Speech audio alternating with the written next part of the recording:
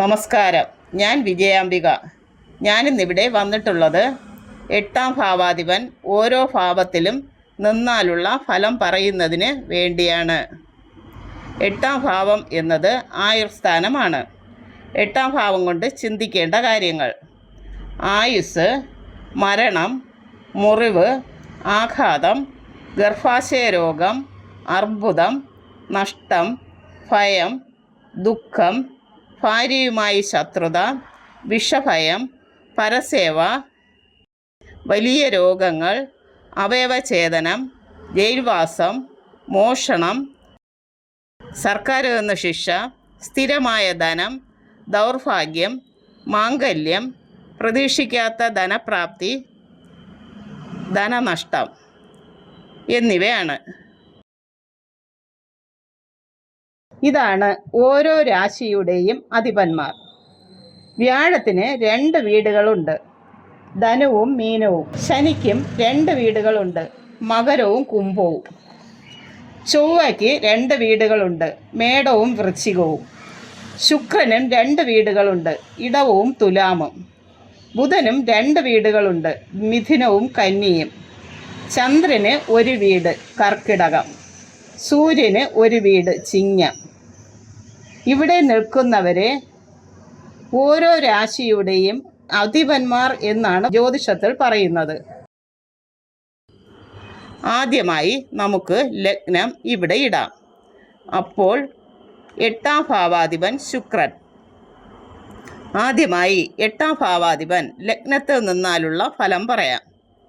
8ാം ഭാവാധിപൻ ലഗ്നത്തിൽ നിൽക്കുന്ന ജാതകന് ശരീരത്തിൽ മുറിവുകൾ ഉണ്ടാകുന്നതാണ്. ഒന്നിൽ കൂടുതൽ ബന്ധങ്ങൾ ഇവർക്ക് ഉണ്ടാകുന്നതാണ്. അടുത്തതായി 8ാം ഭാവാധിപൻ 2ാം ഭാവത്തിൽ നിന്നാലുള്ള ഫലം പറയാം. 8ാം ഭാവാധിപൻ 2ാം ഭാവത്തിൽ നിൽക്കുന്ന ജാതകന് ധനസമ്പാദ്യം കുറയും. കടം കൊടുത്താൽ തിരികെ കിട്ടാൻ വിഷമിക്കും. അടുത്തതായി 8ാം ഭാവാധിപൻ 3ാം ഭാവത്തിൽ നിന്നാലോ? 8ാം ഭാവാധിപൻ 3ാം ഭാവത്തിൽ നിൽക്കുന്ന ജാതകൻ ബന്ധുക്കൾ ഇല്ലാത്തവനായിരിക്കും. മാതാപിതാക്കൾ പെട്ടെന്ന് മരിച്ചുപോയെന്നും വരും. സദാ ഭയശീലനായിരിക്കും. അടുത്തതായി 8ാം ഭാവാധിപൻ 4ാം ഭാവത്തിൽ നിന്നാലോ? 8ാം ഭാവാധിപൻ 4ാം ഭാവത്തിൽ നിൽക്കുന്ന ജാതകൻ ബന്ധുഹീനനായിരിക്കും. സദാ ഭയശീലനായിരിക്കും. മാതാപിതാക്കൾ അകന്നു കഴിയും. അടുത്തതായി 8ാം ഭാവാധിപൻ 5ാം ഭാവത്തിൽ നിന്നാലോ? 8ാം ഭാവാധിപൻ 5ാം ഭാവത്തിൽ നിൽക്കുന്ന ജാതകൻ ബന്ധുക്കൾ ഇല്ലാത്തവനായോ കുറവായോ ഇരിക്കും. ധനം ഇല്ലാത്തവനായും ഭവിക്കും. എത്ര തന്നെ പണം കൂട്ടാൻ നോക്കിയാലും അതിന് സാധിക്കുന്നതല്ല, ചിലവായി പോകുന്നതാണ്. അടുത്തതായി 8ാം ഭാവാധിപൻ 6ാം ഭാവത്തിൽ നിന്നാലോ? 8ാം ഭാവാധിപൻ 6ാം ഭാവത്തിൽ നിൽക്കുന്ന ജാതകൻ പൊതുവെ രോഗിയായിരിക്കും. അല്ലെങ്കിൽ സദാ രോഗം ഉണ്ടെന്ന തോന്നലോടുകൂടി ജീവിക്കുന്ന ആളായിരിക്കും. 8ാം ഭാവാധിപൻ 7ാം ഭാവത്തിൽ നിന്നാലോ?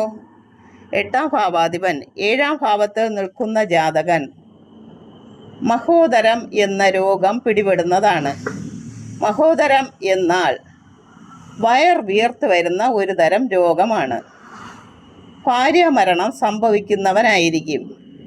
ദുസ്വഭാവം ഉള്ളവനായും ദുഷ്ടതയുള്ളവനായും ഭവിക്കും. 8ാം ഭാവാധിപൻ പാപഗ്രഹമായിരുന്നാൽ ഭാര്യയോട് വിരോധം ഉണ്ടായിരിക്കും. ദാമ്പത്യ ദുരിതവും ഭാര്യ മൂലം മരണവും ഫലമാകുന്നു. അടുത്തതായി 8ാം ഭാവാധിപൻ 8ൽ തന്നെ നിന്നാലോ? 8ാം ഭാവാധിപൻ 8ൽ തന്നെ നിൽക്കുന്ന ജാതകന് ദീർഘായുസ്സുണ്ടായിരിക്കും. ഭാര്യ സുഖം കുറയും. അല്ലെങ്കിൽ ഭാര്യ പരപുരുഷനെ സ്നേഹിക്കുന്നവളായിരിക്കും. അടുത്തതായി 8ാം ഭാവാധിപൻ 9ാം ഭാവത്തിൽ നിന്നാലോ? 8ാം ഭാവാധിപൻ 9ാം ഭാവത്തിൽ നിൽക്കുന്ന ജാതകന് മക്കളെ കൊണ്ടുള്ള മനക്ലേശം അനുഭവിക്കും. കുട്ടി ജനിക്കാത്തത് കൊണ്ടോ അല്ലെങ്കിൽ അവരുടെ ആരോഗ്യ പ്രശ്നം മൂലമോ ദുഃഖം തോന്നാം. അല്ലെങ്കിൽ അവരുടെ പ്രവൃത്തി മൂലമോ ദുഃഖം ഉണ്ടാകും.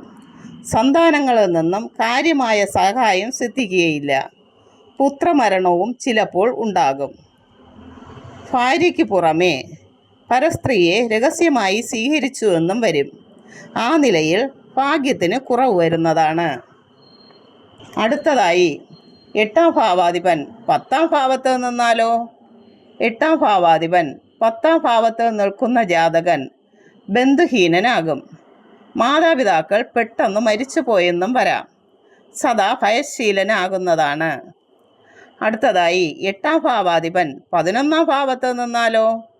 8-ാം ഭാവാധിപൻ 11-ാം ഭാവത്ത് നിൽക്കുന്ന ജാതകന് ബന്ധുഹീനനായും ധനഹീനനായും തീരുന്നതാണ്. 8-ാം ഭാവാധിപൻ 12-ാം ഭാവത്ത് നിന്നാലോ?